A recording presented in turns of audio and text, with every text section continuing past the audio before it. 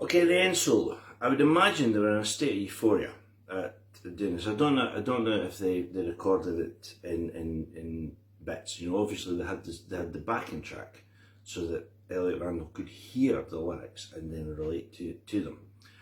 I would imagine much like, now I'm purely speculating here, so feel free to say I don't agree or hey, you're flat out wrong. But in the same way that Larry Carlton's end solo in Kid Charlemagne has a sort of elan, it's got a sense of like, you know, just absolute euphoria about it, as if somewhere in his mind he's thinking, I've just made history, I've just played a solo that people are going to talk about in 50 years. Now, you know, he could maybe say, actually you're wrong, I recorded the end solo first, which would, you know, destroy that theory.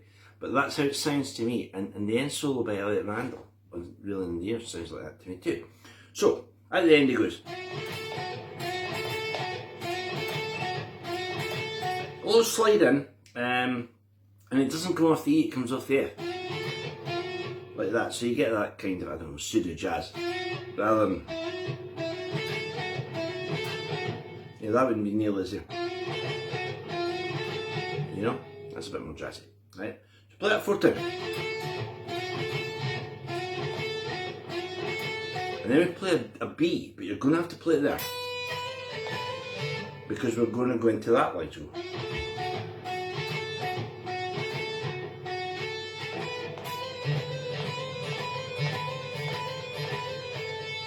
Right, so you see the first time I fretted it there, but then I jump. Right, so you play that B, C, B, A. Right, so just get that, you know, smooth and as rhythmic as you can. So yeah, and then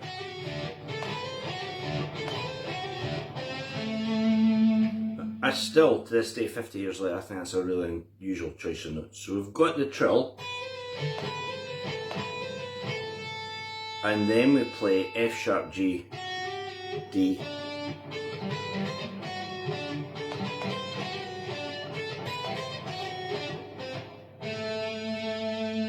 and then when we go down we just play D, C.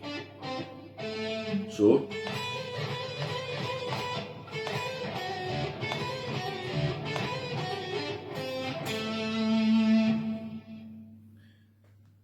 after that we move into a more kind of rock and roll bit where it goes.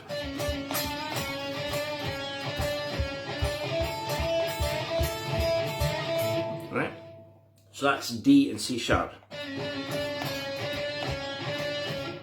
And again, that's very rhythmic. I mean, the notes are just, but he's going.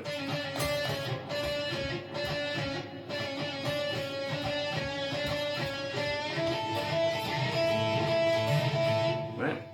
So that's the Chuck Berry lick that you all know. You bend the D, and then he doubles it up. So it goes.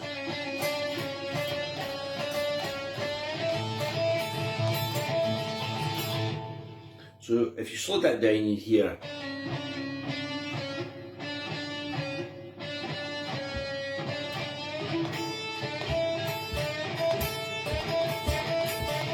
Jump.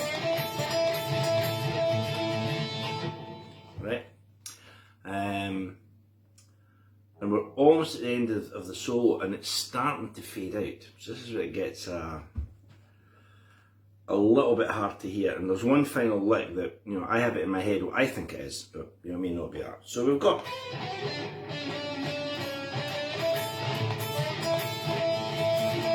and then he plays a lot of this out. It's quite hard to hear. Right? And then as the record is fading, and I don't know if you were a teenager who on a fade, you'd turn up your record player and turn it up and turn it up to hear the last lick. Andy Powell solo in Everybody Needs a Friend I used to do that with. And then you try and turn it down, you know, so you didn't, like, you know, annoy the neighbours or blow up your house or something. But right after that, Elliott Randall plays a, and it's a really kind of funky in the pocket lick. He's coming off an A note and bending the B half a step, sort of. And then that's the lick that I think it plays right at the end, but it's quite hard to hear because the record's fading out. So that's the whole thing. So, play it really slowly.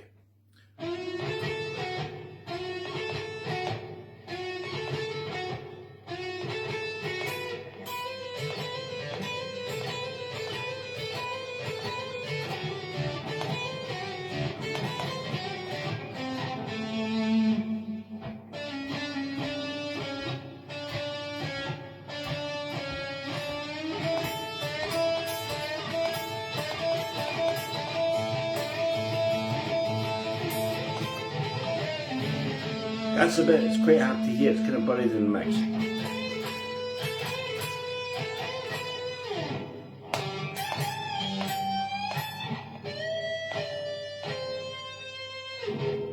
And then the record's over. So that's the tail end solo, as close as I can hear it in real in the ears.